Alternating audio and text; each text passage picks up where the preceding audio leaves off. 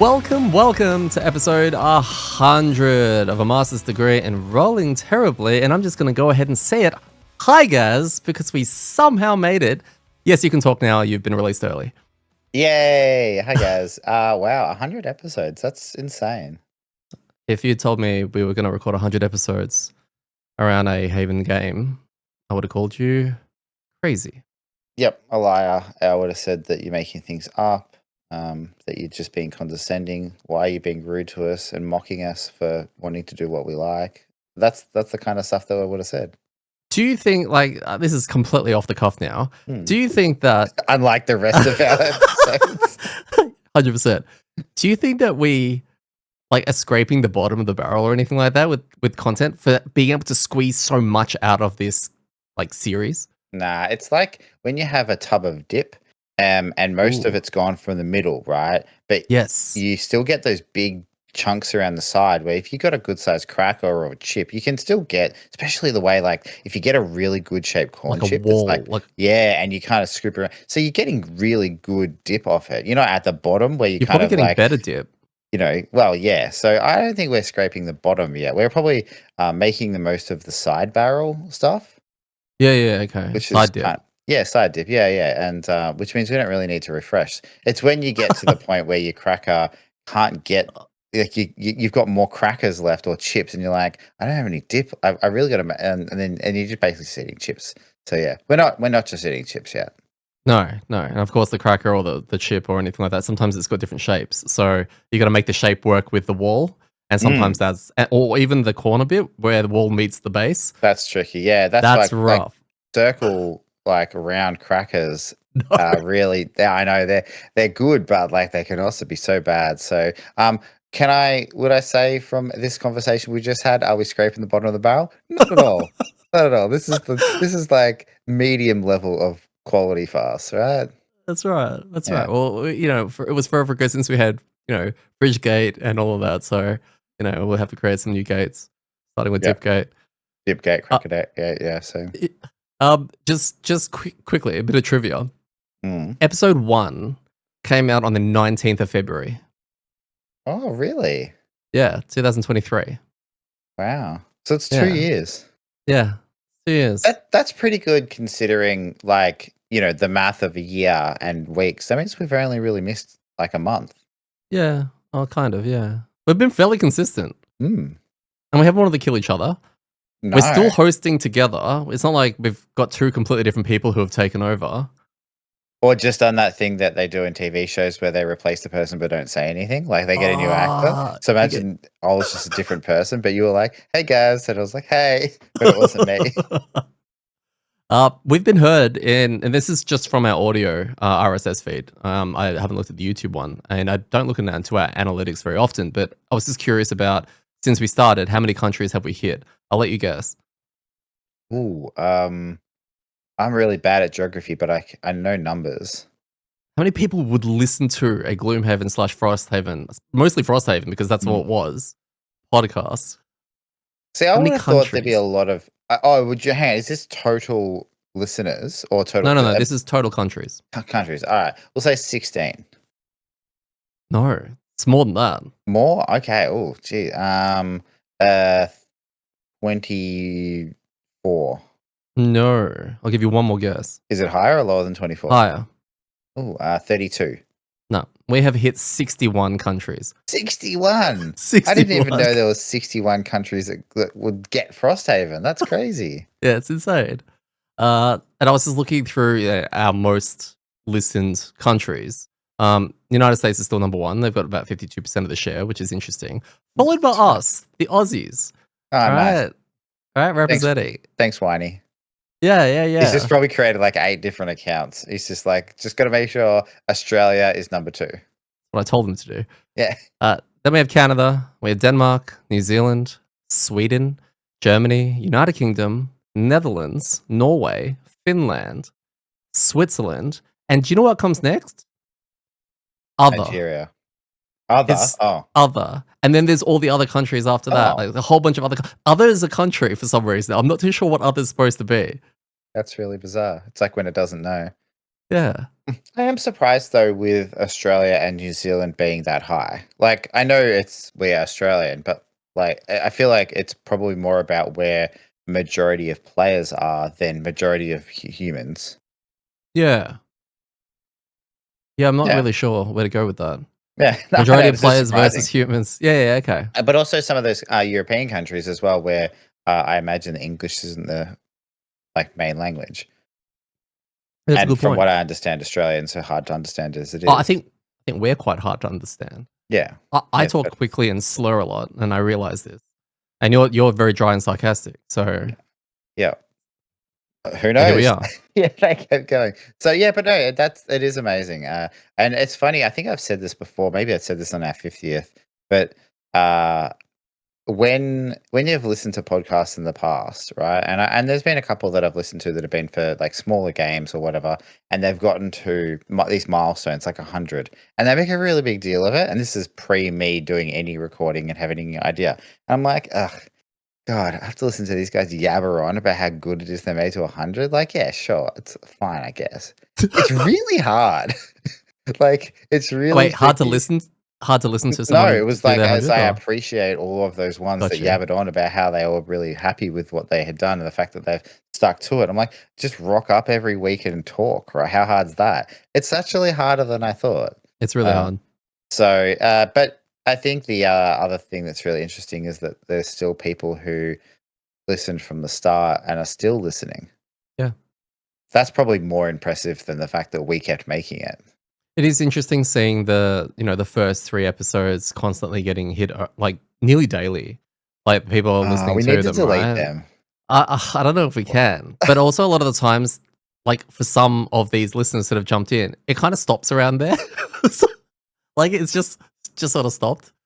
Yeah, we almost need to just replace it with sorry, this got deleted because of the quality, issues with the quality. Please join our Discord and start at episode 8. Or we can just do remastered. Oh, we could remaster and put like ATSTs in the background. Yeah. Yes, yes.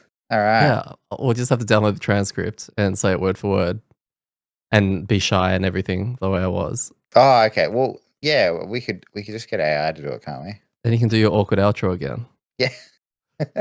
It's I've been doing it for 100 episodes. Anyway, on to our show. On today's episode, right after our dirt sheet, we'll be covering scenario AA2, which just sounds weird to say. We've had nothing but numbers like forever, and this is the Mm. first time we've got random letters in there as well. Makes it sound like Star Wars droid, Yeah, it does. which It's is like we went to the unfettered world. yeah.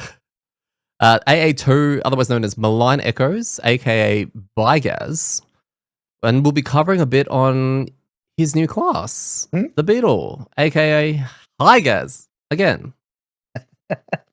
I've got a few messages from a few of our listeners that I will be reading out after that.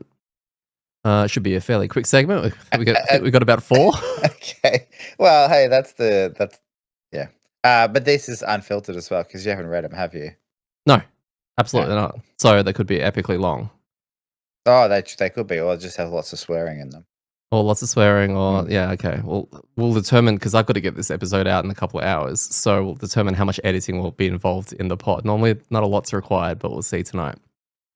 And then we have a special segment that Gaz has no idea about. Yay! They're my favorite. I think you'll like this one a lot. Oh, really? Yeah. All right, dirt sheet. So the Beetle unboxing went out. We'll discuss it a little bit later when we jump into your new class, the Beetle. But in just 3 words, describe how you're feeling with regards to your new class. Very appetizer. excited, but Oh, I like it. Oh, I like it. Okay. Okay. Now I want to know now. But I will not. I will wait. All right. Off to scenario AA2. Very, very memorable one. City event. This is becoming a very big, funny running gag now in Crimson Scales, and I'm very appreciative of it. It was City Event 32. We need to talk about a certain person in Gloomhaven who's becoming a little bit of a problem. feels, mate. Yes. So Sheila, now, like, it's a bit unfair on Sheila because we got this event from, like, I don't know, 2 weeks ago or even last week and somehow shuffled it to the top, which then caused her to come back in. She's becoming a little bit obsessed, and I'm wondering, hear me out, I'm wondering, is she actually the final boss of Crimson Scales? Maybe. Yeah, this is the She's wearing us down. it's the villain arc, right? Like this is the Oh, I thing. didn't think of that. We're going to make a decision soon that's really going to piss her off and send her spiraling out of control. Yeah, and we'll be so exhausted by the end of it. She'll Yeah. make us escort her while she's stabbing us in the back of the head.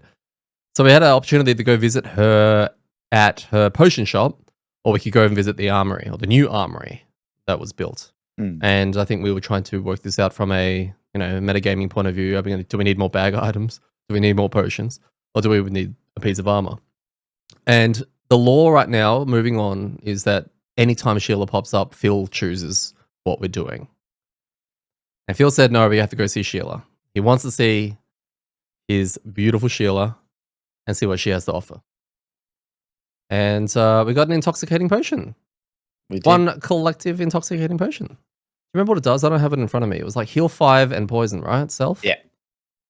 Yeah. Oh, I think it doesn't. No. Yeah, it is just heal 5 and poison. I think it was the way that Mark played it because we gave it to Mark. But I think the way Mark played it was that he was poisoned and he healed his poison off, and then he healed 5, and then he put his poison back on. Yeah. Yeah. Yeah. Because in this particular scenario, there was a lot of poison. Heaps. Like a crazy amount of poison. Yeah. Like a disgusting amount of poison. But the next event we had was Red Event 17. Now, if I say the word booth, Booth Haven or Totem Haven, what has it got? Half the deck is made up of these. Yeah, we were joking about when we got it that you kind of walk out of Gloomhaven and it's just this like series of like that bizarre market where there's just peddlers all the way along the roads, all the way to your scenario, just trying to sell you totems. Like, because I think we've run into the totems, we've run into, I think there's been other salespeople that have just been like, you leave Gloomhaven and then someone's like, hey, buy this thing. So, I mean, I don't know why none of them are in Gloomhaven. That's true. Well, yeah, okay. Maybe rent's too high or something like that. But That's true. I'm picturing like a road and then pastures and hillside, mountainside at the gate of Gloomhaven. And there's one booth there with the Algox sitting behind the actual, desk. And he's just constantly rotating his wares. Because we had to buy a totem again, right? We had the camel totem, camel totem last week. And then this one, I think we ended up buying an eagle totem due to some awareness kind of stuff. And it actually gave us a really cool one. It was like basically a Bannerspear healing totem that heals at the end of your turn. Yeah, it's like a leap rock. At the end of your turn, I think heal 1 to yourself if you're adjacent to this totem that we can plonk down wherever we need it. Which was really handy considering the aforementioned massive, disgusting amounts of poison. Yeah. Well, we have 3, like, not to jump to the last room too quickly, but there were 3 other healing totems in that room as well that were meant to help us with that. That didn't quite go to plan. Let's just jump straight to our scenario thing. Now, this is probably a very cool, I guess, PQ setting, story-wise, as to what kind of happened in a nutshell. Do you want to explain? Do you remember? Is it your old party? Yeah, it's something along the lines of your old party died and you feel like heaps of guilt. When I say you, I mean me and my character. So you're kind of on this quest to not avenge them, but you need to, I don't know, it's like settle the spirits type thing within you, like come to grips with it and all that. So this scenario is about that, going further in to, I can't remember why I'm going into this cave, but we're going into the cave. Yeah, okay. So I have managed to condense the intro to some moments refuse to fade. It's very poetic. Wilting Moon wrote this. Wilting Moon has written really well, and I found out when I was explaining it, there was a lot of words that I was struggling to get my mouth around, but the way it was written was very captivating. And it was some moments refuse to fade. This morning we awoke to a vision, a harrower unlike any we'd seen before, woven from light, wings, and whispered truths. It spoke of life, death, and consequences that refused to be silenced. Then came the vision, a black scar buried deep in a sunken temple, a threat to life itself. The message was clear. Failure would consume everything if left unchecked. Now the swamps call to us, teeming with venomous vipers and lurking gharials. We march forward, not for ourselves, but to set right a past that refuses to rest. Very cool setting. Yeah. And I think the play into the PQ, the storyline of the PQ, into this particular kind of storyline, which we'll talk about later when you get to the final room and what you see and what you do and how you interact with it. But then the actual character class we're unlocking, which is the Beetle. And then if you go into the lore of the Beetle a little bit, the Beetle is all about like you had a hive and essentially a party, but you didn't now, and blah blah blah. So it's very well linked, probably more so than I can think of any of the other PQ style like character, kind of, I don't know, storylines from that perspective. Yeah. Scenario goal for this was kill the Echo, which was great. It wasn't kill everything and kill the Echo. It wasn't kill the Echo and wait till the end of the round. It was nothing. It was just kill the Echo. And during the scenario, we have two of our friends plotting how they were going to make use of a merciless beatdown and a brittle, amongst other things, to basically try and one-shot the boss. No. No. So this scenario is essentially a 3-room scenario, and it feels incredibly front-loaded and rear-loaded, with a bit of a lull in the mid, which is probably for the best, because we kind of needed that. Yeah, you couldn't also have it mid-loaded, right? No. But yeah, why was it front-loaded? So first room we had Vipers, which is cool, because they don't really do much. They do poison though, which is bad. And then we get introduced to the ravenous gharials, and we call them crocs basically because they look like crocs, right? Yeah, crocs. Yeah. What were your thoughts on these things? Oh, they were wild. I mean, it's always cool seeing a new monster because I think we've talked about this with the like smoke spirit and water spirit. You don't know what they're gonna do. They had the innate. What was it? They have innate shield against ranged attacks. Yeah, the stats are normals are 12. We were at scenario level 3 as well. So their health is 12 and 16, which is pretty okay. Unaffected by water tiles or water hexes, which was pretty big, especially for a lot of their movement. Like crazy big. Just on that, right? I finish the stat block and then we'll talk about that. Movement 3-4, attack 3-4, shield 1 and 2, and it only applies for ranged attacks. So I guess initial thoughts on those and hearing that was kind of like water spirits in that they have a situational shield, which is kind of cool. I do like that, and I like the theme. The monster played into the theme of it being a crocodile a lot, right? Yeah. Like there was a lot of it's under the surface, it's out of that kind of stuff. So I kind of like that idea. I don't know if the shield made more sense than maybe just disadvantage against like on range attacks or something like that, but I don't know. The interesting thing though was the ignores water tiles. Which means they're reliant on having water tiles around them to get their full effectiveness, right? Yeah, well, I mean, that's one thing. Yeah, they don't. But what's weird, right, is that this is the third monster that I think really cares about water that we've seen in the Haven world. Now, I know this came before Frosthaven, so, but still, if we're exploring everything, the eels from Frosthaven, they could only move on water, right? So they were kind of a bit different. They were like similar but different. And I like that. I thought that was cool. But the water spirits, which are made of water and did water attacks, they don't ignore water, right? I should know this. I don't know. I can't don't remember. think they do. I think they're flying. Are they? Oh, okay. So maybe they're flying, so they do ignore water. So yeah, it's just it's kind of interesting. Like I like the idea that the crocs swim through the water. No, they're not flying. They're not? Okay. No. They're just walking around Yeah. like being delayed. But yeah, so I don't know. I thought that the ignore water tiles is cool. And And yeah, it obviously does mean that they need water tiles to be effective to make everyone else less effective. So Yeah, okay. I hmm, guess you put it as thematically they're when they're moving, they're going under the water, which then plays into the range attacks, shooting into the water.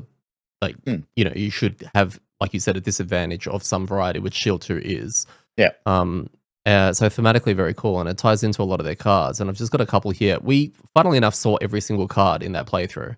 Oh, did we? We did. Okay. We saw every single card because we basically had 2 runs at it. Yeah. Yeah, it was we didn't have enough fun on the first run through, so we thought we'd start again just to redo that first room. That's right. And I think there were 2 cards in particular that stood out because they have introduced a new way of providing a monster ability. Mm, So going at a certain initiative, like Death Roll, goes at initiative 30, does an attack -2 with Immobilize, and then it kind of queues up its next attack at a later point in the initiative track to do another attack, and then again at initiative 90, yeah. which we've never seen before. No. I swear I haven't seen this before. The closest I can remember to a monster doing something like this is the chaos boss thing that we fought in Frosthaven that went at its own initiative, and then it also did what the Yeah, chaos okay. demons did. That was the Yes. only thing I can think of that got like 2 turns in a turn. Yeah, okay. Interesting. Yeah. So it effectively, like that attack, Death Roll, doesn't actually move.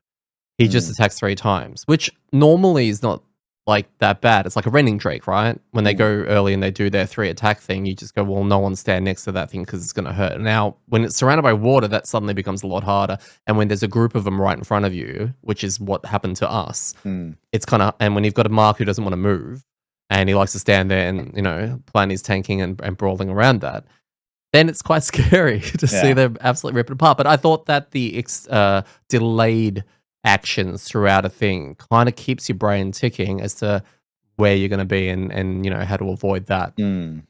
because yeah, you're going to get munched. So I think it's good. I just don't like it. What don't you like about it? I don't like that it creates like it's adding to the mental load of sorting and organizing and I guess administrating the game because you need to. So I mean, interestingly enough, right, we use an app to do this. So we have all of the monster ability cards up there. And so for this particular monster, what we would do is once it had done its first action, we then moved it to its next initiative, essentially. So for us, it was relatively simple because we just had to make sure we remember to do that and then just keep working through our list. Whereas you don't have that if you're playing with cards, right? Like when you're playing No, with you cards, do. you just got to scan around. No, you've got a we haven't played it because Gloomhaven didn't come with it. I'm pretty sure Gloomhaven didn't come with it, but every character and monster has its little banner. It's like a little, just a nameplate basically, so Yeah. that when you've got them all lined up next to the board, and then when everyone reveals their initiatives, you reveal the monster one. Then you grab all those nameplates and slot them in order. Yeah. So from top Okay. to bottom. So then you just take out the croc one and slide it in basically the same way we were The doing it. same way. Yeah. Okay. Cool. Cool. Yeah. Okay. So you could still, I guess, simulate the same thing we did where you're putting it back in. Yeah. I think it's just like it's a cool idea. Like if it was digital, and I don't mean like Gloomhaven digital, I mean a digital implementation of a game, that kind of thing, it just gets handled for you, right? It's kind of like in a Final Fantasy game where you have that turn-based thing. You go, oh, they're having a turn there and they're having a turn there. I think for this though, it just meant that I don't know, it's only one card, but it's so different to everything else. And it wasn't a boss. I feel like for a Mm. boss, it's kind of cool, but for a normal monster, I don't know. I just feel like it just doing the rending Drake thing of just attack 3 times. Yeah, I see where you're coming from. I 100% see where you're coming from. I guess I haven't looked too deep into it, and I've looked at it as, this is a new monster that Mm. is doing something a little bit different. I'm now scared of it, and I want to fight more of these things Mm. because I genuinely really liked it because it felt different. So I think that's just where I'm at with it. The Yeah. other thing, because it also did it again with the invis. Remember, it's got a patient predator. It goes invis at an 18 on itself, and then at 50 initiative, it does a move and attack +1. And Mm. if the attack was performed, you remove the invis. Yeah, so that's another one. That like the theme of it is amazing. Like I love that. I love the idea of it going like it's just going into that crocodile kind of Hmm. Now it goes in Viz, and then if it doesn't get to attack, it stays in Viz for the next round and then does whatever it's gonna do. One of the cool things though about Frosthaven, or sorry, Gloomhaven and Frosthaven, is when monsters sync their ability decks up to do really cool things, but it's completely random. So when a monster does an invis thing, like Night Demons, I think are an example of this, where I feel like they have a really late card or a late card for them because they usually go really quick. So when they go early and go invis or whatever, and then everyone's like, oh, okay, well we got to go late, and then they go late, but they pull their late card and go after everybody and just book everyone's turn. You're like, no, and that kind of stuff is really cool when it happens. This is kind of, I guess it's a bit different. It's like they go early, make themselves invisible, then move forward and attack. So you can't really avoid it. But their movement's crazy and you're covered in water. So yeah, I don't know. It's another one of those ones where I feel like it's cool and I love the theme of it. I just don't know if it's the best Yeah. because it's kind of, again, if every monster had the ability to, like, a couple of their cards to do multiple things in a turn like that, I feel like it would be a different game, and not just because it's clunky, but just because that's kind of not how it's supposed to work. Mm. But yeah, it's interesting. It's definitely I see where interesting. you're coming from. Yeah. I don't know what it is. I've kind of just looked at these guys as like I really like these monsters, right?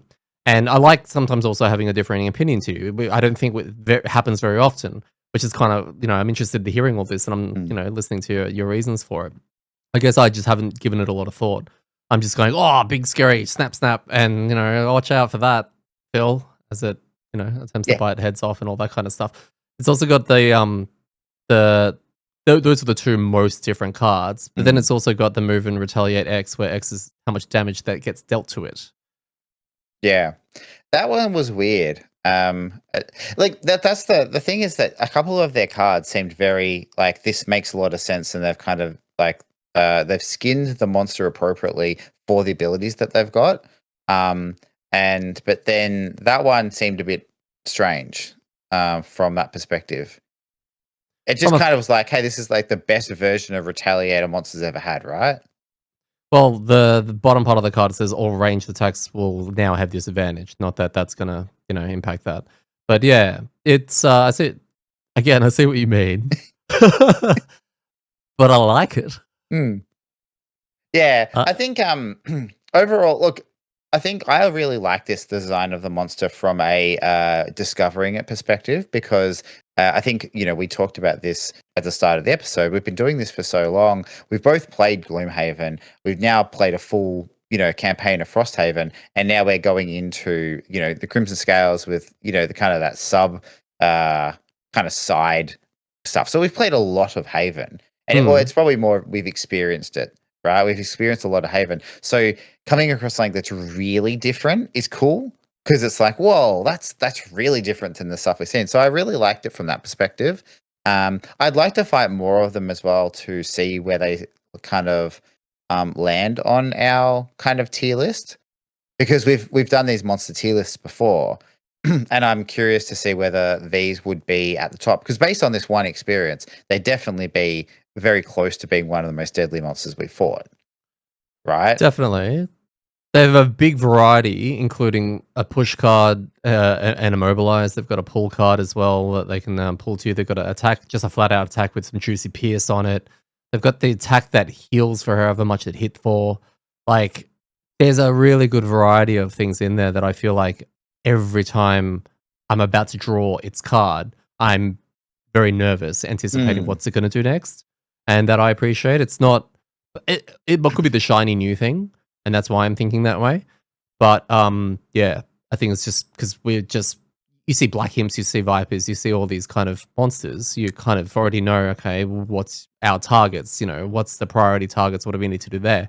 It's just that first time experience, and I definitely want to see a third and sorry, a second and a third yeah. fighting these things. Yeah, I think it's the same. I had the same feeling fighting these as I did when we fought the blood oozes. Right? It was like, what are they going to do? What are their cards going to do? How are their cards going to synergize with each other? And I think that was a really clever design. Now, it was ooze-like. It was like ooze adjacent because it did ooze things, but it did ooze things in a completely different way. So what was interesting discovering these is because we didn't have a template. This wasn't a reskinned Drake, right? This Yeah. was a new monster. So you didn't know. And I liked that it went in slightly different ways. It didn't just do what a Drake did, but different. Right, they were like, "Okay, well, let's play around a theme." So I thought that was really cool. Mm. Yeah. So, but yeah, I don't Where, know if we're going to see more of them because this is in a retirement PQ, right? I reckon there's still going to be one on the chest somewhere. I just have a feeling of it. Tier list. Look, I would put it in oof at the moment, which is the second from the top. It's like an A tier.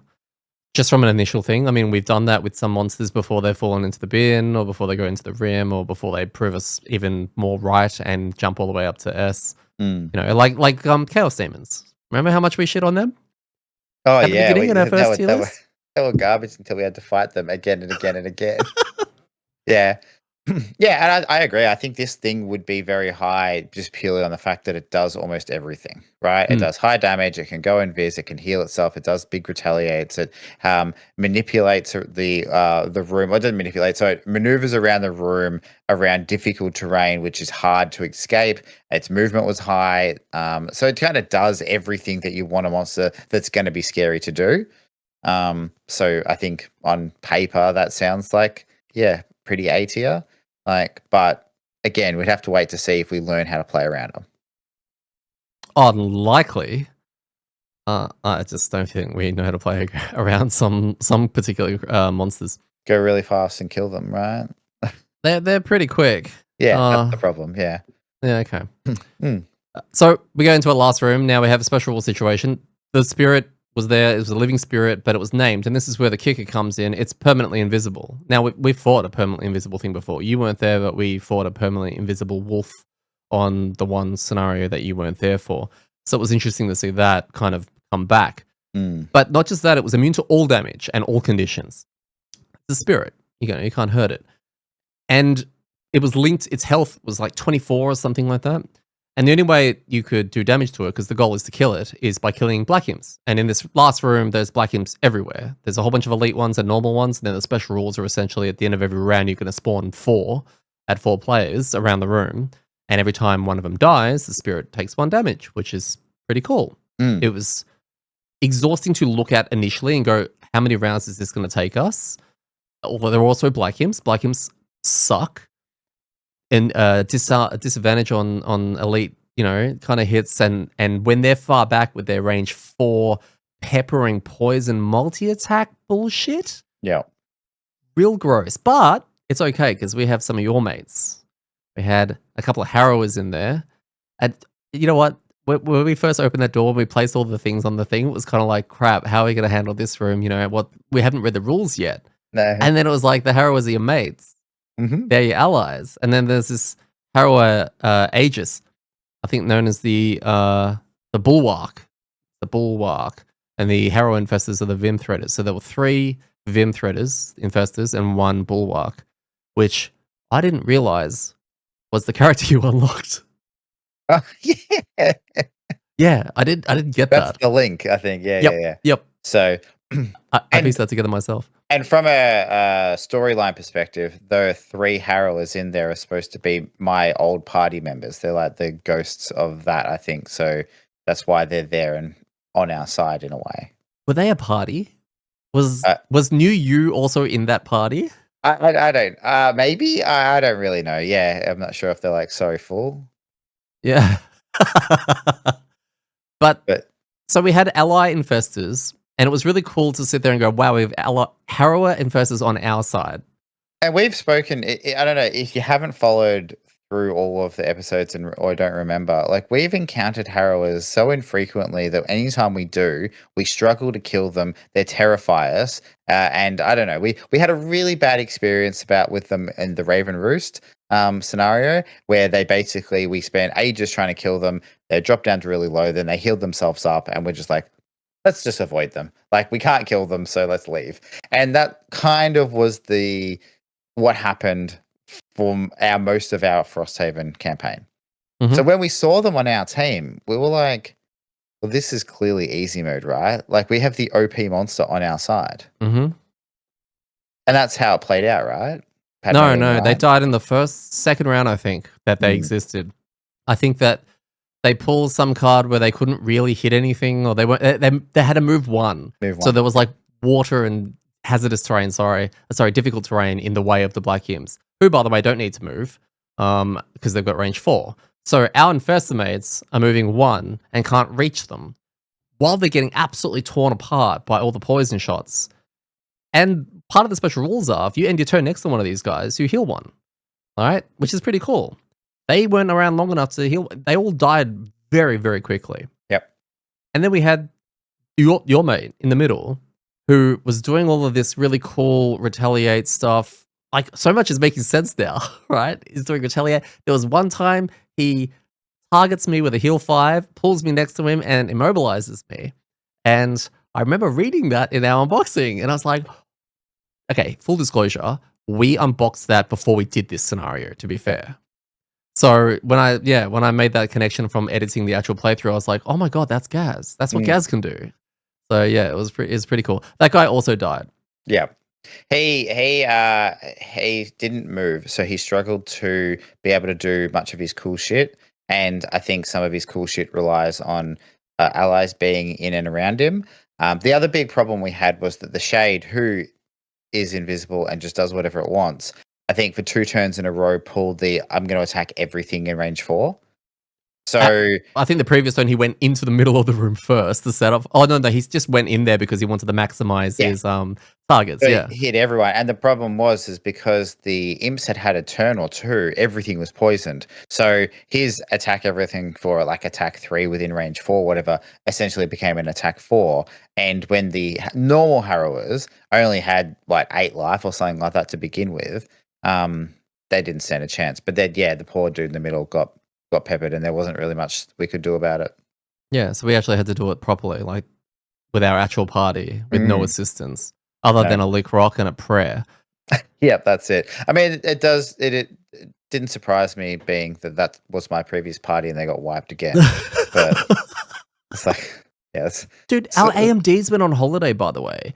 Phil pulled about 500 minus ones. We mm. had that many curses in our deck, which you couldn't even pull to save yourself. You kept pulling nat misses. Oh, I mean, Uh, I think we had, yeah, we've got that on camera, mm, right? mm, Yeah, cool. My miss into my miss, yeah. yeah, I think so. Yes, Mm, yes. mm, So, yeah. I mean, that was rough. Mark had a very fun situation where Mark is trying his hardest not to retire. And in a last room where the objective is to kill black imps, he really progressed that PQ. Which is amazing because he was crapping on it forever about how he wasn't going to retire. So that definitely moved him in the right direction. Thank you to that this particular scenario. And just a quick note on Phil. Phil is still playing the Shard Render. Watching his turns get messed up because he's trying to prep his persistence a turn in advance so he can unleash, only for them to get hit pretty hard, and then for his card to negate the damage so that he's still on full health. So he's to see how much he's negating without even meaning to, because he's getting frustrated that these cards are disappearing, yet he's not taking any damage. It's Yeah. pretty amazing how Yeah, tanky that thing is. it is. Yeah, it's crazy. And it's kind of like a half you feel for him and half you don't, because you know he's trying to set his turns up to be bigger turns, and you can see what he's trying to do, but then he's getting hit and like losing the crystallize, but also not taking any damage. Like, Mm. we're all getting like absolutely wrecked, and he's like, ah, man, damn it, that thing's not up, so I can't do more damage now. And it's like, Uh, oh yeah, we're on 2 health and poisoned. Like, so it's kind of like I get it, but like also, it's not that bad. it's funny because also one of those persistence are the one, it's a top, I can't remember what it does, but sorry, what it's called, but if they draw a +2 or a +1 or a +2, it becomes a +0. Mm, And he played that, and to see his face light up when he got crit, it was amazing because it yeah. was like, yeah, it becomes a +0, and then I just move it over across, and the crit is actually nothing. It's yeah, incredible. So very tanky, very tanky. But yeah, we managed to pull it off very tightly, I guess, the actual scenario itself.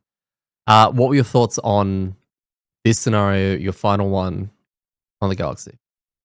I really liked this scenario. I thought that the front room was very punchy. The middle room was tricky, but more of a just get through it thing. But the last room was very crazy. I ca- it's weird because sometimes you land in this space where you like the idea of something probably more than the experience playing it. Mm, I think I really like the idea of having the invincible shade that's just run around kind of attacking you, and you've got to kill everything else around it to slowly drain it down. yeah. It's an interesting design on a boss to avoid, hey, let's burn boss down. Mm, Just calling back to what you were saying with Phil and Mark, were trying to work out how they comboed their Mark's burn card with Phil's brittle, right? To just one shot the boss. And this is a way of doing that, right? Because that no longer is the case. But it doesn't take it away from, like, it doesn't limit your ability to attack because there's heaps of things to punch. So mm, it's a cool, hey, how do you just pump damage out, knowing that every one of these things you kill is gonna, yeah, I like that idea, and yeah, it kind of has a cool, I don't know. There's other games that do things similar that you have to kill the ads to kill the boss and it yeah. weakens and stuff. So I thought that was cool. It did get a bit. I think it was getting a bit late. It was also getting a bit admin heavy because when the imps do an attack to a multi-target attack, there's like a lot of shit to do.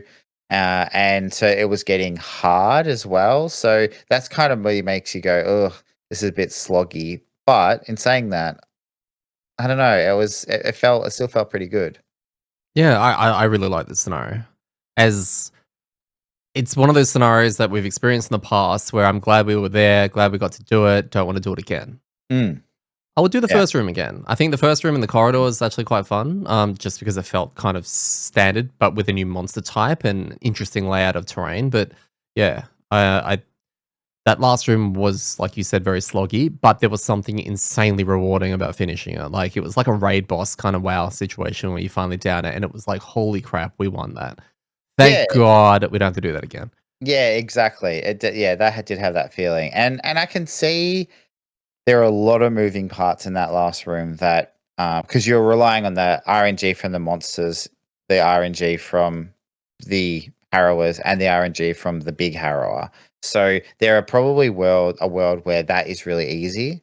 Like, I don't know, the imps pull their shield one card on the first turn when you get in there, so they don't do anything. They kind of lets you move up to the harrowers and support them and do what you're trying to do. So there's probably a world with it, or it goes the other way and it's insanely hard. I think we Yeah, probably got on the harder side of things based on RNG, but not, I think it could have been worse, right? Just again through RNG and draws. So that's probably the only problem with a room like that is it could be super swingy, and I imagine with less people, even worse. yeah. I wonder if anyone like the small group that have actually played Crimson Scales and the add-on and actually chosen this PQ to Yeah, actually do this yeah, scenario. true. It's a small like niche within niche within niche. It's like three people. So to the three people who have completed this scenario, how did the Harrowers go? Did you keep them alive? Was there a world where they actually were useful and you could actually, yeah, soak it up a bit? Because we just don't know because our one it felt like it was a given they were going to die. They will give you a round or two maybe, and then they're out.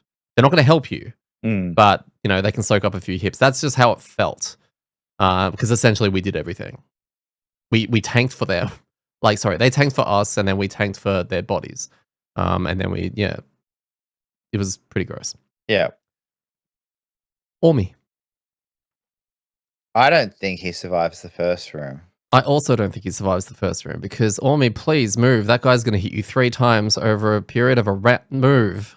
Yeah, No. Okay. you're dead. Yeah. It's dead. Yeah, and then I think even if he makes it to the last room, then he just gets killed by accident, right? Like, there's friendless fire going everywhere, and it's just like death spam. Ormi has died to Black Imp, and you're like, I didn't even realize he was getting attacked. So But it's done. It's over. Gaz retires and introducing the age of Gaz. It's a bug thing. Yeah, I Yeah. got that. Yeah, I like that. Yeah. Yeah. On the Amber Ages. So, yeah, what are your thoughts on, I guess, has anything changed since we unboxed it? Because we actually unboxed it probably about 2 weeks ago Yeah. before we got to this scenario. Yes, I have done a little bit of work to look through the cards a bit more. And I was actually chatting with our mate Winey about it, about just the cards, and because he also hasn't seen it and he hasn't looked forward. So keep this in mind. All of these comments, and if you've watched the unboxing, it's the same thing. Is that I haven't looked past level 1, so Hmm. I only know the level 1 and level X. So when I say excited, but right? It's like excited, but I have absolutely no idea how I'm supposed to make this fun. And that's not to say that I can't it won't be fun, but it's still very like I don't know. So one of the things that I've noticed, and I think we kind of noticed it on the unboxing, but like I've looked into it further, is very, very few attacks. Right? And just for clarity, you mean Mm. fun for you from a you point of view, not a Yeah. general fun kind of thing, yeah? Yeah, not is this class good or not, right? Like that's not what I'm talking about. It's like, will I be able to find fun in playing this class? That's kind of what I'm looking for. Do you want to define what that fun might be first? I like. I think it varies, right? Like I've played a range of different characters. I feel like it's just, is there going to be cool things to do? Like combinations of cards. Is there going to be a puzzle to work out in some way? So not necessarily hoops to jump through, but like when you're looking at your cards and you go, okay, cool. How do I make this work? Right? Like a high ceiling is probably what I'm defining there, right? Like a lots of room to make it sing, make it do cool stuff. If it's very really this is all you can do, right? Play your 2 cards, really narrow strategy. That's the kind of stuff that I tend to not really enjoy that much. Even if it's What doing lots of big numbers. what if it's repeating a similar idea, like even a tiny idea, whether it be building around Retaliate or building around Shield or something like Mm, that, to something you have done in the past? That's definitely more on the personal side of it. Like, there's nothing wrong with the class, but if you've played 3 Retaliate, let's say Retaliate, 3 Retaliate characters in a row, and you're like, "I'm so done with retaliating," and then you draw this, which seems to have a fair bit of it, does that yeah. impact the fun factor as well? It definitely would, right? And then that's the question we had when I unlocked the galaxy, and we're like, "Oh, this looks like the Banosphere," right? Like you did that already. So, and there was an element of like, "Oh, I kind of done this," and I think maybe it wasn't as fresh or brand new as if I'd never seen the Banosphere. Um, Hmm. looking at this one, and this I guess goes into I'm not sure where to find the fun yet, is that it does have a retaliate theme. It does have a supporty theme, right? Like a supporty tank theme in a way. And then it's got some really basic attacks. So that's the kind of part where I'm like, I played a retaliate heavy character kind of on the crab, but the crab also had the coral. The coral also had the ability to like burst and do whatever it really wanted to, right? Because that's just how the character works. I don't see this going to be going down that path. And the other thing as well that I'm not sure about is the colony cards. So the putting down the little bugs, because they don't seem very good at the moment. Like, it just doesn't, so it's definitely something I'm not gonna be playing around, because at this stage, until I get more cards or unlock potentially some more of the AMD, which lets you, probably make it a bit more consistent and manipulate those. So, when You're I say definitely AMD. going to have to play them, at least for the first 2 scenarios, to get that milestone done, because there could be something juicy under that. Yeah, actually, that's a really good point. I didn't think of that. I will have to just spam them, and that's kind of where I'm at. Like, so in conclusion, the way I'm going to play this for the first couple of weeks is I'm going to spam my XP cards, I'm going to spam my loot card, and I'm going to spam my colony cards, right? Uh-huh. And I'm going to make sure that whatever I'm doing is effective, because I think I can still be effective, but I don't think it's going to be a I'm going to try to have real big turns. I'm just going to be looking at this as going, how do I maximize my XP so I can get a couple of levels? Make sure I do my perks, like all of that stuff. But I don't know. It's yeah. So it's gonna be an interesting play. Yeah. Just trying to think of, because I when we were doing the unboxing and we were talking about some of the attacks it's got on there and the fact that it's AMD, which we've got the updated perk sheet now, so we haven't done a full side by side with them. I have printed that out for you, Oh, awesome. Thank so that we can start looking at that and just seeing whether or not there is a path there of, because you've got multi attacks on a few of the cards, on the few cards that you do attacks. It'd be interesting to see whether they can evolve into something a little Mm. bit more of a hybrid, hard hitting thing. Because then, I mean, that could probably open up more opportunity for, you know what, I wouldn't mind playing around Retaliate, provided I'm at the front line stabbing things and knowing that my huge health pool is going to keep me here. Um, and Yeah. Sorry. yeah, no, I was gonna say, and any colonies as well, potentially, like, giving you a shield, sticking it behind you or something like that, right?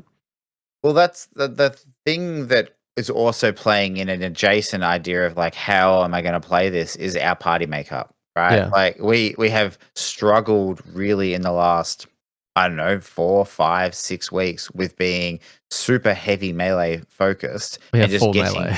yeah, right, just getting in each other's way.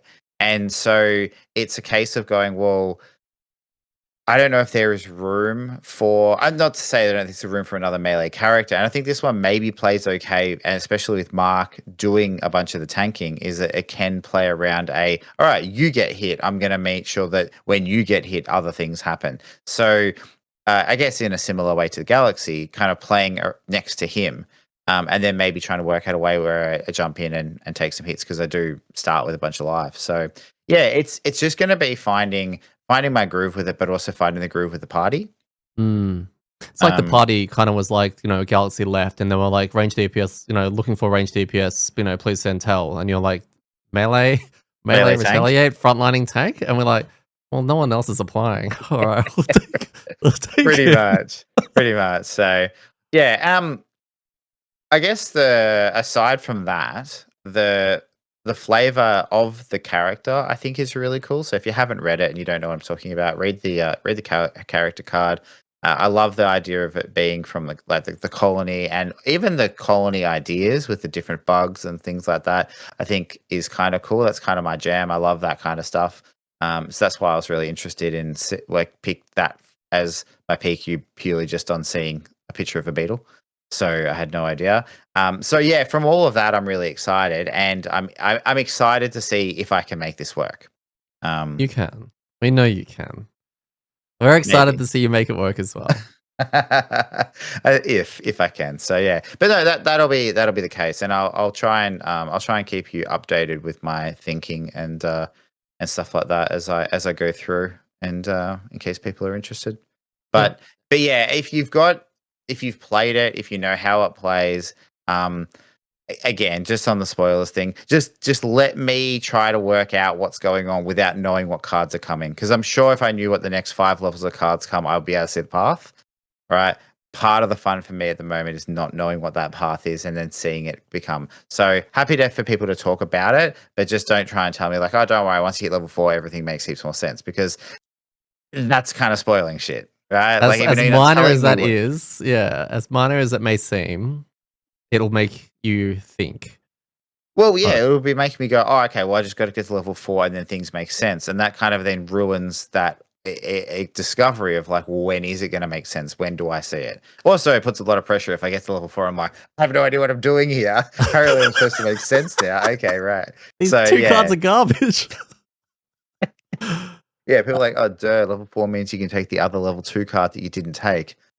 I'm like, Yeah, yeah, of course. okay, big brain. So yeah.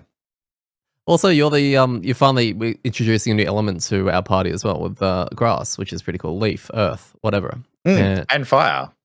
And that's right, leaf fire, of course. And you've recently, I think, on the very last scenario, you got an item that allows you to create 2 leaves, 2 Mm. grasses, instances of that, which was a nice little foreshadowing, maybe. Maybe, yeah. Well, it's interesting because the box scenario that we did 2 weeks ago, and we were talking about, oh, imagine if you had these elements.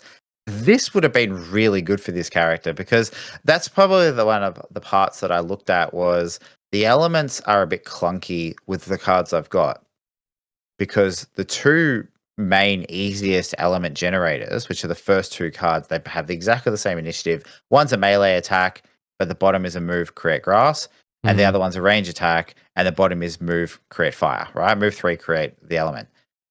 That seems the easiest way to make sure you get your elements up, but they're also Mm. like 50% of the attack cards.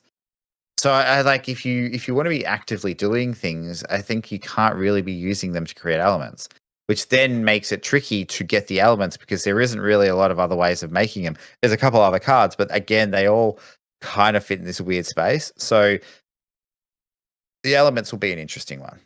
Hey, I'm retiring soon. I may get a Leafy Fire character as well. We could There be you go. high-fiving our way to victory. Yeah, that's it. That's it. So All right. I did reach out and say to our listeners and all that, we're celebrating 100, episode 100. And if you wanted to say anything to us, could be absolutely anything, just send us a message, etc. And I did receive a couple. So up here in Discord, now I haven't seen any of these. And it's really irritating me because like I can see the notification on Discord. Like it shows me that you can't click on the it. little and I can't click on, like I can see that like Slayer sitting there as well, and he's just got this message. So here we go. So Slayer Rico, who was playing basically the Vortex in the Am Good group on TTS, I know he retired, and from that character, and I have now shut all communication off with that team. So we have no idea how they're all going. We hope they're well. Slayer says, congrats on the 100th episode. I didn't start listening to you guys until you started Crimson Scales. Whoa, that's pretty cool. Crimson Scales attracted someone. There you go. Wow, we lost 150 people. We gained one. So I went back and have started listening from episode 1. Oh, we're sorry. So sorry. I'm up to episode 40 now. You have come a long way. Not as players, but the production has really improved. Thanks for the invite to the community. Keep up all the good work. What did you say? Slap. It's like one of those backhanded compliments, right? Oh, yeah. But you've come a long way. Not as players. So we were always either really good or really bad as players, right? We're just, our players stayed the same. But production definitely improved. No, we appreciate that. And we 100% know that's why we cringe at the idea of people listening to the first few episodes. So yeah, but it's like that ancient internet folklore thing, in 50 years' time, they'll be like, oh, you got to go. I'll share the link because it's now been banned from every platform. But there's a link out there for episode 1 of the amDirt podcast that you have to listen to. All right. So I've got one from, okay. There's a real name here, which I'm not reading out. And I'm trying to work out who it is. So, hey guys, wishing you all the best after 2 years of podcasting. You am great. And I'm looking forward to the next year of shenanigans. Love, your friendly neighborhood forest nymph. Stu. Thanks, Stu. This one. And he's one of the people we actually had a chat to, right? Yes. Yeah, so it's cool because on this journey, we've got to, kind of meet a bunch of people in the community and have really cool conversations. But some of them had the opportunity to jump on and just, meet some people across the other side of the world that love the same kind of games and stuff that we do. So that's awesome. That has been really, really nice. Just having the off chance to talk about other games that we're interested in, because we don't just play this. We have other interests as well. We just, at the moment, don't get to explore much of them. Due to how much of a commitment this game takes, considering we're playing it weekly and then we're producing all of this weekly. So, but I was looking into Async TI and it looks really good. And Stu's going to run our session for us. If you're interested in TI Async, let us know. Nice. Get some 6-player games going. This one, I'll let you work out who this is. I'll tell you at the end. This is the problem. I don't know what it says until I skim it first, just to make sure that I'm not getting abused. Well done, amDirt. You don't look a day over 32. Which we all know, according to Riceman, is the age you start feeling bad about your birthdays. Oh, is it an in-joke? It's been wonderful to have been on the journey to see the channel grow and improve over that time. And special thanks for indirectly being responsible for the creation of amGood. Congrats, Whiny. Yeah, all right, cool. Oh, this one's juicy. It's just based on words. There's a lot here. All right, 100 episodes is a hell of an accomplishment, amDirt crew. Congratulations. But it's not all that special. Here are a list of shows and programs that have gone more than 100 episodes and are therefore better than you Australian weirdos. The Simpsons, both Dragon Ball and Dragon Ball Z, The Office, It's Always Sunny in Philadelphia, Adventure Time, Law and Order, most of them really. Family Feud, The Price is Right, almost any game show, really. Seems unfair. One Piece, It's Always Sunny in Philadelphia, Shitty shows like NCIS, my mum watches Judge Judy. I could go on. I really should, but I'm worried you would stop reading sometime eventually. Well, I didn't. Seriously though, even though I'm not as present for Crimson Scales as I was through Frosthaven, I'm still your friend and fan, and I love you guys. Good luck, Daddy, on your future project. Yeah, it's kind of a project, and that is from a Dwarf 74. Excellent.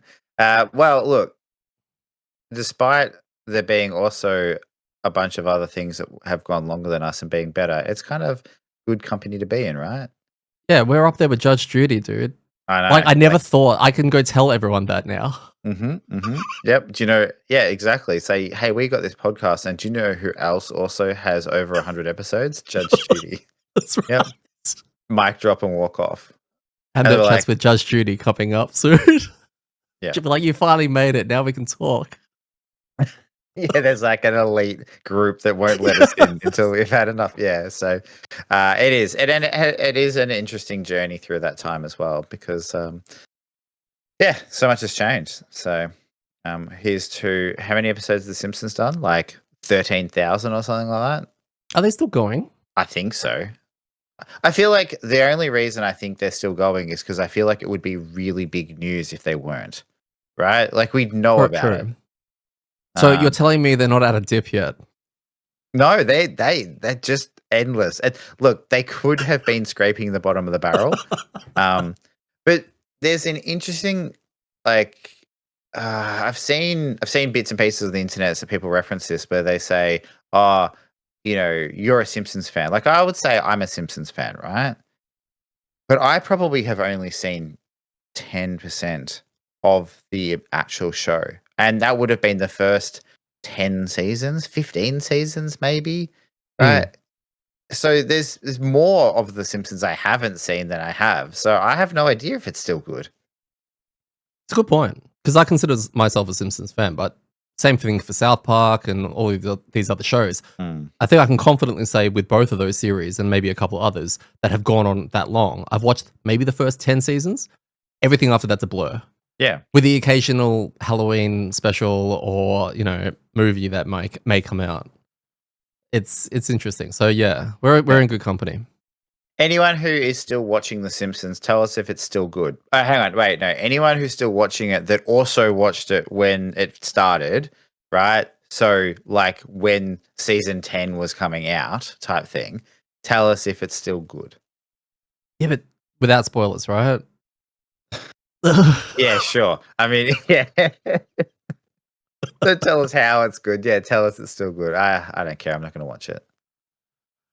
Fair enough. Fair enough. No, thank you guys for reaching out, and you know it's good to know that we still have an audience, so that's pretty cool. Yeah, that's amazing. So, and yeah, we keep looking forward. We obviously have some things changing this year, as was always going to happen when we started. Stuff was going to change, but you know we've got Crimson Scale still to go through. We've got 2.0 coming up, and we've got a whole bunch of stuff that we want to figure out what we want to do. So yeah, hopefully people continue to, you know, travel along with us on whatever journey it is we take, and yeah, we'll see where we go.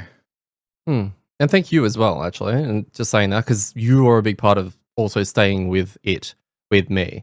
Like, Me? I was talking about the consistency thing. We've done 100 episodes in 2 years. That's a really big commitment. Like to get two people to organize time to get together to do this as often as we do, without having the hiccups and problems that maybe a lot of other shows may have. I know a lot of other shows also take breaks, right? They do things in seasons and they take time off and they'll be back in 3 months with a whole bunch of new content. Like, look, if we took 3 months off, who knows how good the show could become?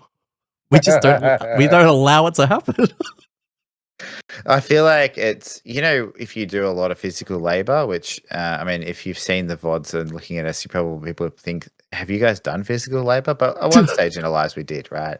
But I feel when you get to that point when you've been like, you know, working outside all day, just doing stuff, is that you go, oh, I'm going to take a break. No, I can't stop. If I stop and sit down, right, and, you know, back when I was smoking, just if I stop, sit down, have a smoke, have a drink of water, my body's just going to be like, and I'm done. Like, you just need that adrenaline, just keep pushing it through. I kind of feel like that's what this is. If we stopped for a month, I just feel the wheels would fall off.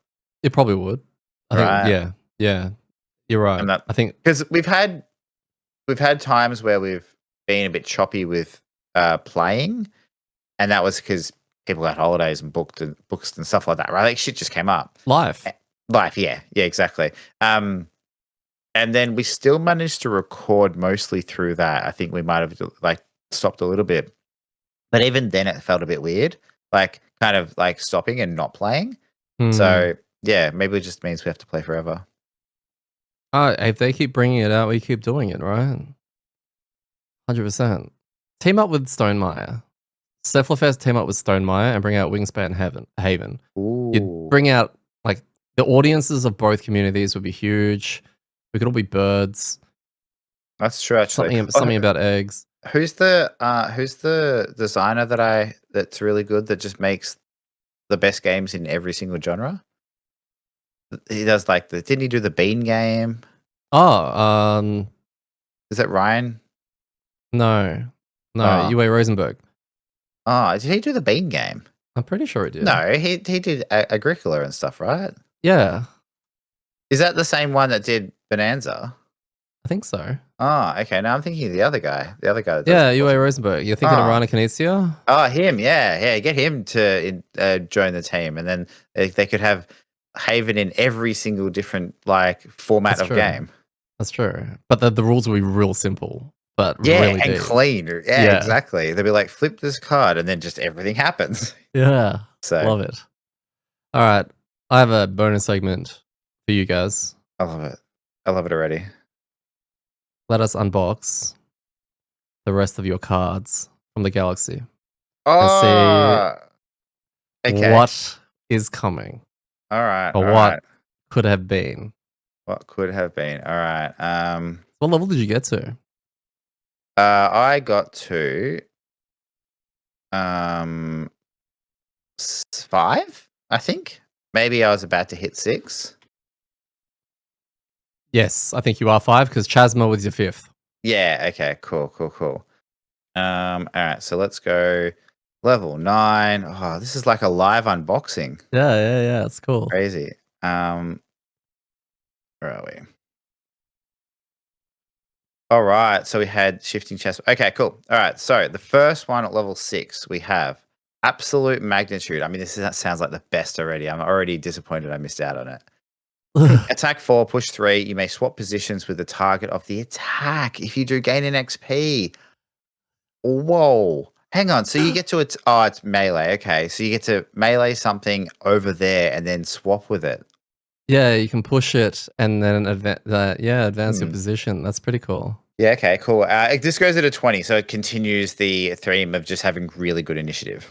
Yeah. And the bottom is a burn, which is interesting because there isn't a lot of burn cards. Push 3, target all enemies within range 5. That's a big range. Wow. All enemies suffer 1 damage for each hex they got pushed by this Wow. action. Oh, whoa. Like, that's just. I feel like you'd spend so much time trying to make that the best, right? Like jumping Is into the middle of like just heaps of monsters and pushing everything out.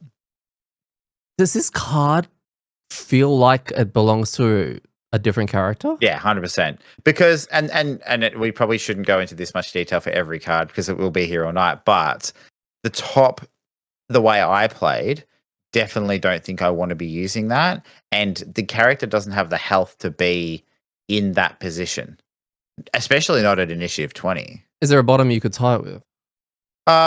Possibly, but it depends on the board because you're swapping with them, right? Yeah, I guess. I guess what I mean is you've got the bottom of force field, which you use a lot, right? To kind of help you no longer be targetable. Yeah, that's true. Yeah, you could do something like that. The only problem is that you're going to end up forward of everyone, and you don't want to be there if you're doing formations, and if you're doing the ranged, I want to stay on full health. You also don't really want to be in the middle of the monsters. So, I guess one thing you could do is no, that doesn't really help either. Oh, yeah, I don't know. Yeah, no, that's Yeah, no idea, completely no fine. idea. So, I like the design. I just don't I know. bet Yeah, you do. yeah. Yeah, okay. All right. Do you want to do Blue Moon? Sure. Blue Moon goes at a 79. So this is now, I have to be mindful we have audio listeners at the moment. So Blue Moon is you are in between the enemy and your ally, the formation. So it's in a straight line with you in the middle. Mhm. Attack 4, and then you can heal 4, affecting one ally in that's behind you, uh, which is cool. Gives you an XP. You get to turn light into dark. Okay. How is that different to the other card that you sometimes play? It's the formation is flipped around. So the other one Got that I you. mostly used that looked the same was you were behind the ally. So it was like Mm. me, the ally, then the enemy. So you could kind of attack through the ally. This one is more getting in between you and the ally, I struggle to see how you would get that off in our lineup consistently. with everyone being frontliners and stuck to the enemy. Yeah, Yeah, it's kind of. very hard. The bottom though, move 4, heal 5 minus X self, where X is equal to the number of hexes you have moved so far this turn. Yeah, okay. So it becomes a heal 5 if you don't move, Yeah. Yeah, I which is mean, with almost your full health. yeah, well, exactly. It's pretty much a full heal, right? I mean, that's and no XP though. I mean, I'm sure if the chain No, it's on helm had top. that, true. So I mean, that's interesting. Having a good heal there. That's a cool, flexible card in general. Again, talking generally, because you can either move 4, which is good, right? Having a move 4 on a card that's fairly usable is good. But then also, if you don't want to move, just heal yourself, right? So you go to that, or move a little bit, yeah, that kind of stuff. Interesting. Which one would Okay. you have taken? Ooh, probably Blue Moon and make the most of that. I love the idea of the bottom of absolute magnitude and just trying to do stupid shit with that. But I found quite a lot that I would run out of cards. Part of the problem I had was because my PQ specifically wanted me to not die in the scenario. I had to be Hmm. really careful about burning too many cards because then I would just exhaust and I would never retire. So yeah, so Yeah, probably Blue okay. Moon and try to make the use of that No, to fair get the enough. heals going. There is a cool world where you can use the top of Blue Moon because it goes really late. So um yeah, I don't know. Yeah, probably Blue Moon. Yeah, okay. All right. Next level 7 cards. Eonic Eonic? Blast. Eonic. I thought it was Isn't there a iconic song? or iconic. Eonic, Eonic, Maybe Eonic. there is now. Someone Okay. sample that. All right. All right, Ionic Blast. So it goes at a 50. This is another formation. It's a cone formation. So very similar to the bottom of Light Pollution, if anyone's aware of that card. Um, top of Light Pollution, sorry, which does the poison thing. So basically, it's an attack 3, immobilize if I eat light, heal to affect all allies. So it's kind of a cone where the first 2 hexes in front of you are the ally hexes, and then the next 3 hexes along that line are the attack. This is pretty good. That's a big attack. Like even without the allies in there, being able to do attack 3, having a light usage is good because I found that I didn't really use the light very much. Mm. Yeah, that's all around. That's a decent card. I That don't would know if work for how you played it, basically. yeah, Yeah. yeah, it works well as well because those ally square hexes are where all the our party usually stand. Yeah. So I need healing. yeah, I need healing. I need healing. So, and then the bottom of it is an attack 3, ranged 4, add +2 range if you're at full health. Interesting. I mean, Range 6 is pretty big. yeah, okay. Look, in a world where I play the full health ranged attack style, this card is bonkers, right? And attack 3 on a bottom attack when you probably have advantage because Yeah. of the card that gives you advantage, right? You could Even if probably you hit don't have any, anything in the room. yeah, basically. So I think that I could see the pumping out a lot of damage for just being a turret. Oh, there's enhancement pips on both the range and the damage as well. Yeah, good. So you can make it like 7 range. Wow. All Bin right, what's initiative, next? though. It is actually the most bin. It's Yeah, pretty okay. bin. Interesting. All right, what's next? Yeah, your other it's up against Stone Meteorite. So it's an attack 6, it's a burn. Attack 6, range 5. Alright. Not bad. With 1 XP, if you consume dark, stun. And if you're at full health, you can actually hit 2 targets that are provided they're next to each other in a adjacent formation for an extra XP. Pretty juicy burn. Very juicy. And the bottom is a move 5. Consume light to add +2 to that move and add jump, making it a move 7 with jump. Yeah, okay. That's really good. Uh-huh. I think I take that. Is it because you already have enough formations that you're enjoying getting off and adding another one may not really make or break it, make any difference? Yeah, pretty much because I mean, looking at the top of Ionic Blast, if you just follow one line of that, so me, ally, enemy, right, in that order, that's basically one of the main cards that I played all the time, which was I don't know what's it called, Luminous Blitz, right? It wasn't that often where I needed to heal two people that were also in melee, and there was a bunch of monsters, and then Mm, a card for that you can kind of still do it. So I don't think it's really doing much that I couldn't normally do. Setting up for Stone Meteorite is pretty good. Like an attack 6 on 2 targets. that's pretty good. That's pretty good. Yeah. Um, But the bottom is infinitely spammable. Totally. And one of the things I found on this character that with the cards that I chose that I actually lacked movement.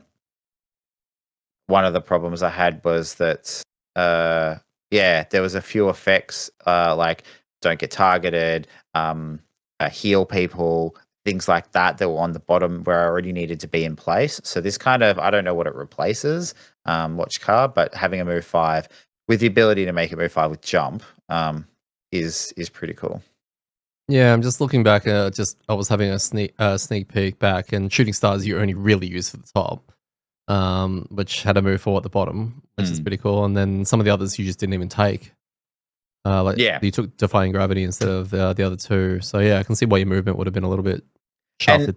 And the problem was that like Luminous Blitz was one of the main attacks I used, and the bottom is a move 3. So I never really wanted to use the bottom for that because then I don't have the movement, right? So it was Diamond Rings is only a move 2, which isn't far enough to so yeah, it's this weird situation where I found I wasn't super mobile. And having a move 5 would just be kind of a cool utility thing to have. Hmm. All right, next is Celestial Maneuver. So these are level 8 cards. Level 8 cards. Look Now, out. some would say these are class defining. I feel like the class should have been defined before you get to this point. But yeah. All right. So it goes at an 88. It is the top is a burn. It's a permanent persistent. At the beginning of each of your turns, one ally may perform move 2. Wow. Really at the beginning. Oh, okay. I it's therefore I'm gonna make sure that my formations all Formations.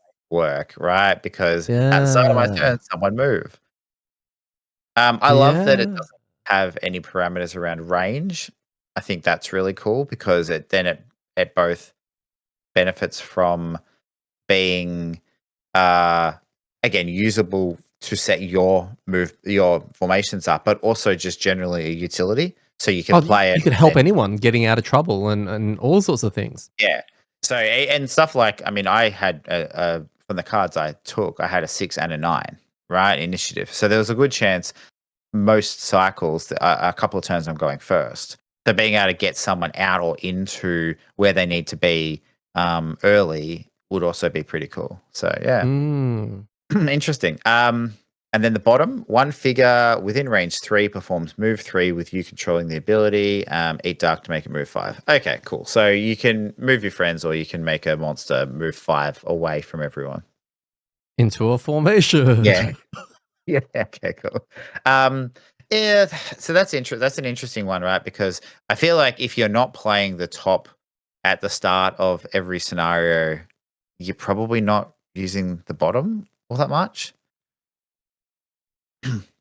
Yeah. The effect at the top part of the effect seems like something you just want to have on all the time. Okay, yeah, I see what you mean. And the bottom isn't really that useful if you're not like, yeah, it's not that great. So yeah, that's a tricky card to kind of play. Well, you So dare say that's a card you'd be playing a lot of, like, you'd be centering a lot of what you're doing around this new card, like, with your formations, and then, like, that's in your head. This is at the yeah. forefront of your mind, and everything plays around it. Yeah, and there's probably a world where this just becomes really annoying for everybody else because, like, you're going first and going like, "All right, cool. So I just need you to scoot that way a little bit." Like, but I don't want to. I've got my cards. I chose my cards based on where I was going to be. Like, yeah, yeah, but like, what about if you were to go that way, like left, like 1 hex? Sounds like So quarterbacking. yeah, pretty much. All right, what's next? Sun Gaze, guys. It goes at a 37, which is a number. Its top is Heal 4, Strengthen, affect all adjacent allies. If you only affect one ally, add Bless. Oh, all adjacent, Heal 4 and Strengthen. Oh, that's pretty good. That's Mm. really good. Like, and this is one of those things that gets better with a 4-player party. Like, a lot better. And if you have a snake from a road event, like things like that, it just gets even better. And with our Interesting. party, that wasn't very difficult to at least hit 2 people. Like heal 4 on 2 people and strengthen is pretty strong. Yeah. Apart from the times where we're running away from you, mostly me. And I mean, that's on me, right? I don't get my wound removed. The bottom of it is another attack. It's a formation attack. So attack 4, strength. It's the same formation as Luminous splits. Luminous Blitz, but on bottom. Because Mm. Luminous Blitz is on top. Mhm. Attack 4 with the ally between you and the monster in a line. And then you can strengthen affecting the ally. Whoa. Yeah, that's really good because I'm pretty sure Luminous Blitz is quite quick as well. I just 17. yeah, just Yeah. doubling up Mhm. on the same formation, top I and mean, bottom. yeah, if like okay, so I would 100% take that card from based on the way that I played, and I pretty much staple Sun Gaze and Luminous Blitz together. So like they're just both played at initiative 13. If I'm in the right position, Yeah. right, then someone is getting healed and strengthened. So hey, stand there, and you're going to get lots of cool shit. So. And the It's attack pretty 4, cool. like that's an attack 3 and then an attack 4. So that's not bad. Like No, not at all. 2 attacks in a round. Yeah. And Um then that'd be both at advantage if you played the full health thing, right? they would. Yes. Yeah. Yes. Which Yeah, okay. I am aware of that. Like I know the formation and the full health like advantage thing aren't mutually exclusive. I just didn't go the ranged attack version, so and then the last one. So level 9. Now these I haven't seen many of these cards. I don't think I've gotten that many characters to level 9. And I feel like I have both been like I don't know, in awe and like, oh my god, this just does so many things that break the game. And also, eh? So I'm really curious to see what Crimson Scales does, right? Because we It's haven't very seen any level hard. 9 cards. No, that's actually true. This is the first lot. And it's very hard to see the giant squares that are looking at me right now, the hexes. So I'm trying my hardest not to look at them, but they're right there. I know. I'd So love to hear you explain this one, please. okay. Interplanar Voyager. Okay. All right. So the top of it, this goes at a 24. And the top of it is from your position, 2 hexes either side, right? So like forward and back are the enemy hexes, and you're doing an attack 4 with Pierce 2 onto those hexes, right? So 2 forward and 2 behind you. Like a 5-hex snake with you in the middle. Correct. That's it. Yeah. And then for 4 ally spaces that are next to you, so the other 4 hexes that surround you, you're doing heal 3. And then it also says, so that's an attack 4 on up to 4 targets, and then it's a heal 3 also on up to 4 targets. So, I mean, imagine seeing that formation on the board and going like, guys, like, nobody move. Like, don't move. Like, oh, Gaz is going to Chasma. He's going to Chasma. And you're like, no. No, we're going on a voyage. And then you may swap positions with any one enemy target by the attack.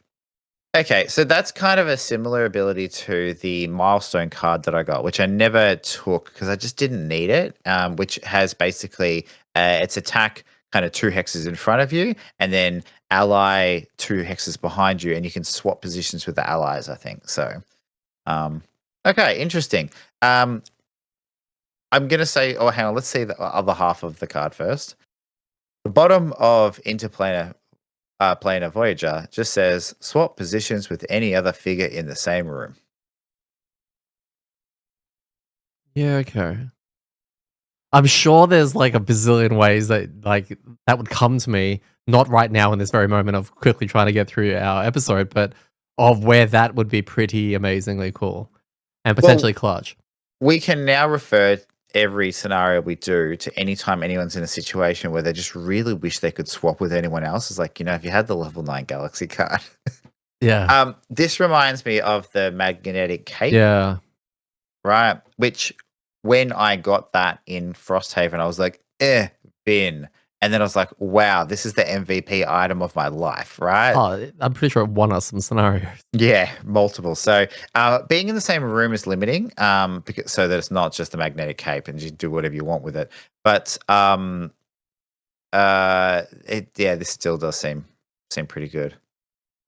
I don't know if it screams level 9. Like the bottom ability screams level 9, but the top just seems like an attack 4 on probably 2 targets with a heal 3 on 1 or 2. That doesn't seem that great.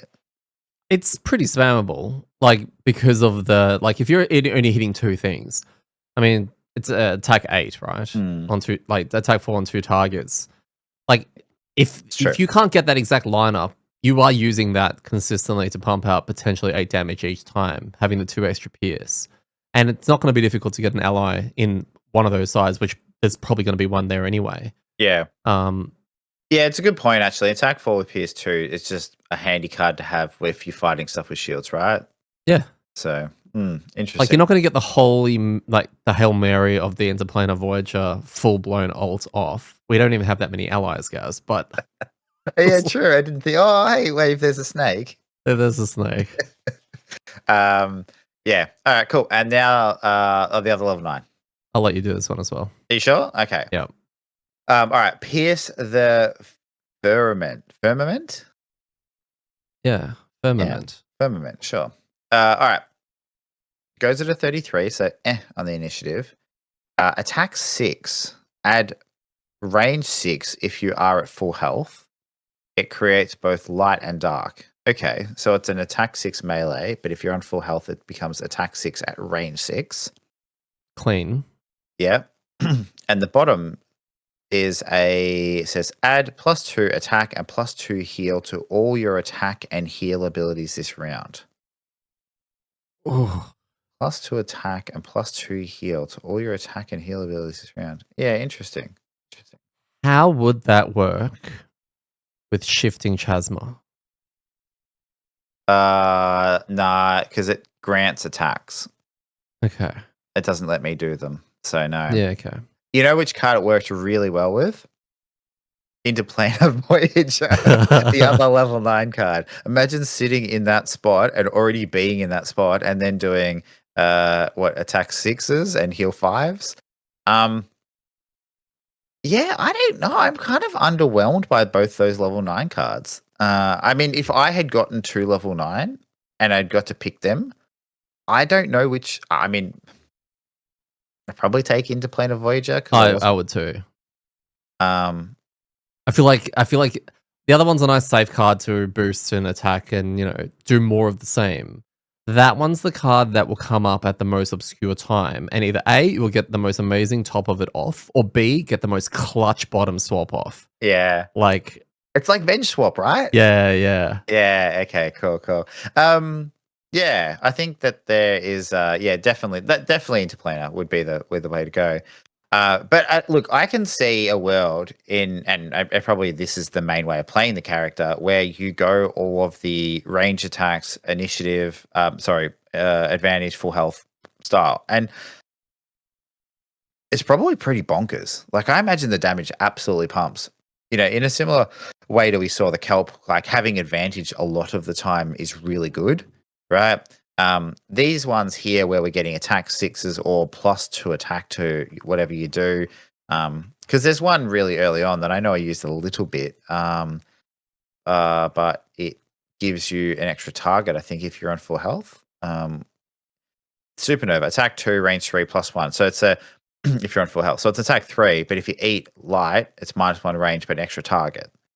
Right. So even that's a level 1 card. So even using that with the bottom of that last one now turns it into attack 5 on 2 targets. With advantage. Because you always have advantage. So I feel like the standard be a turret build. I wouldn't like that because I kind of play that with I think it's the Deathstalker. What's it called in Gloomhaven? Don't spoil it for me, guys. I don't remember much of Gloomhaven. It's gonna be fresh. Okay. But I played a similar type character in Gloomhaven, and I was just like, "Oh, this is really powerful," but I'm not having any fun at all. And that's what I kind of feel would happen with this. So.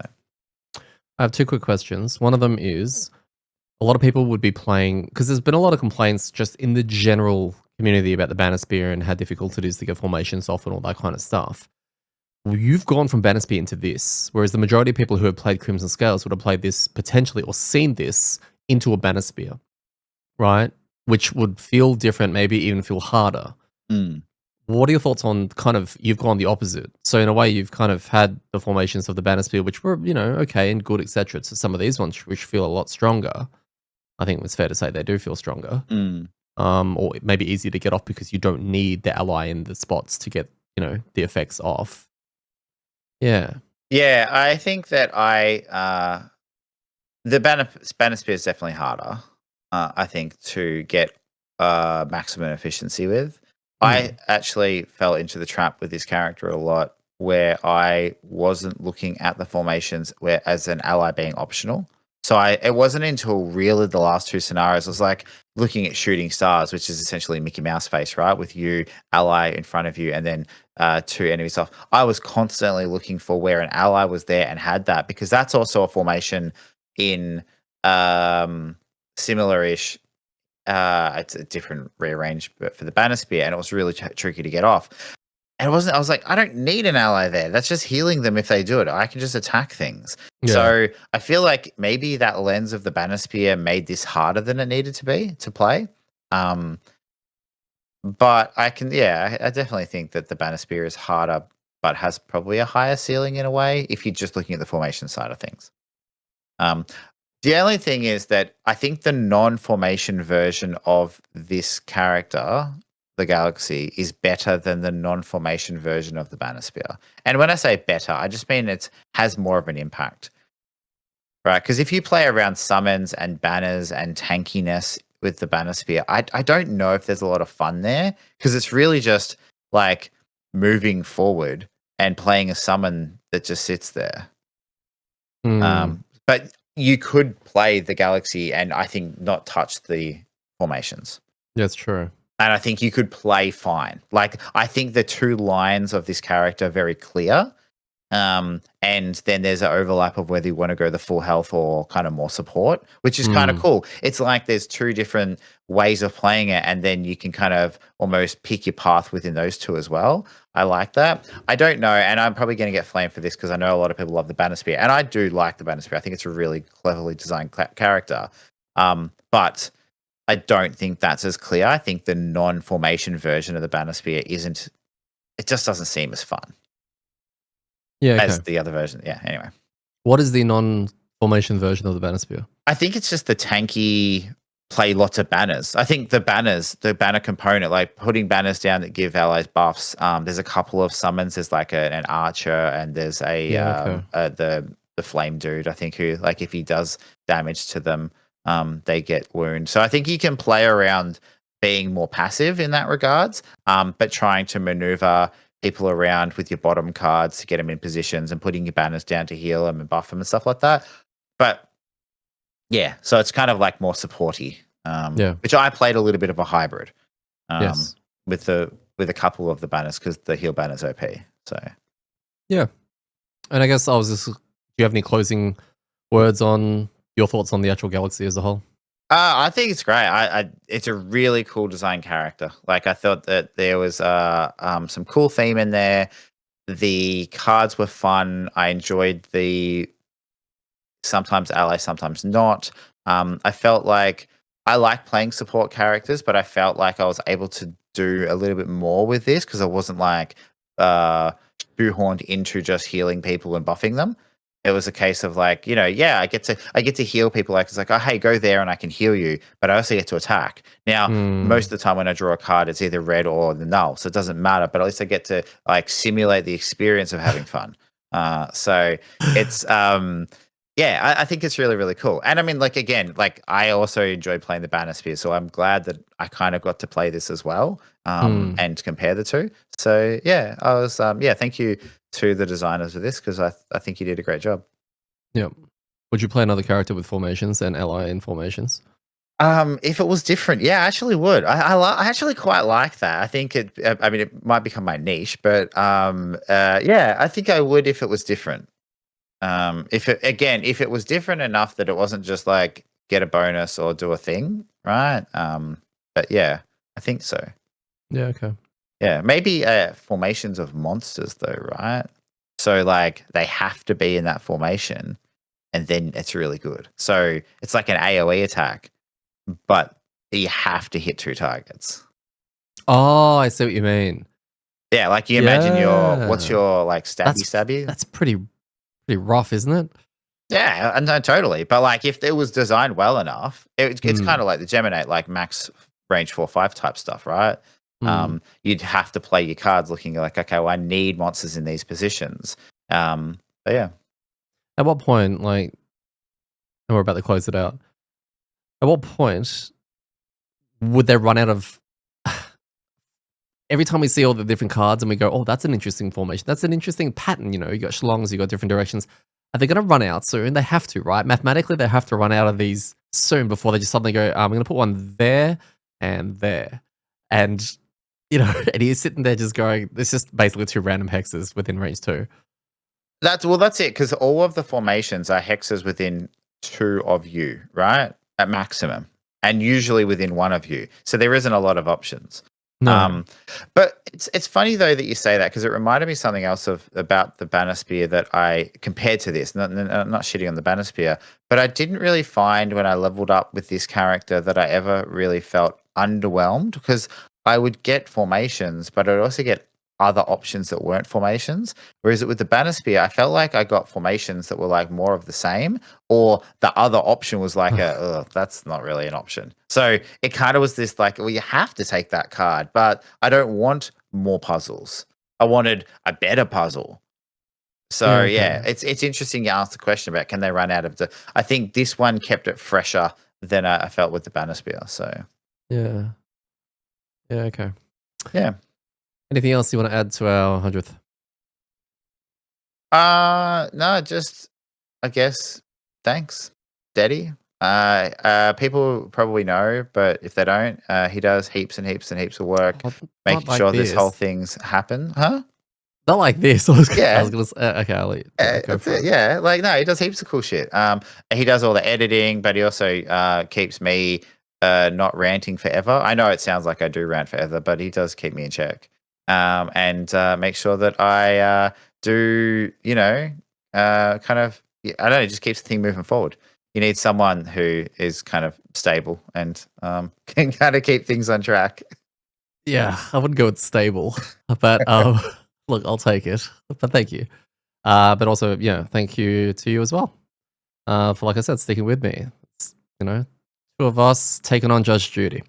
That's it. That's it. And if anyone who has listened to episode 1 remembers, I think the original thing we said was, we just thought we'd start a podcast because we were sitting there talking about games for hours on end and thought if we recorded it and put it online, if people would listen to it.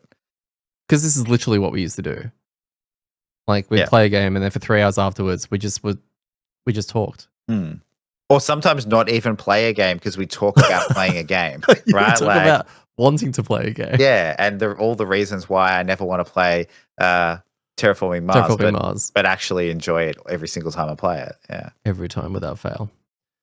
All right, well, thank you very much, everyone, for including us in your weekly routine. We'll be back next week with You On A Bug. And I might retire in the next week or 2. I feel like it might be 2, but I thought it might have been 1, but I've been advised it might be 2, which is really annoying. Not because number there's two, but because I number know greater there's than 1. two. Yeah, Yeah. Is it 2? I don't know anymore. I've just kind of let my memory forget a little bit, Yeah, and then I'll okay. be pleasantly surprised when we play the second one.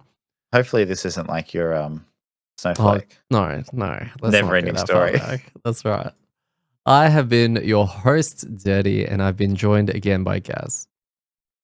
And for the 100th time, remember, when it comes to rolling terribly, it's all in the wrist.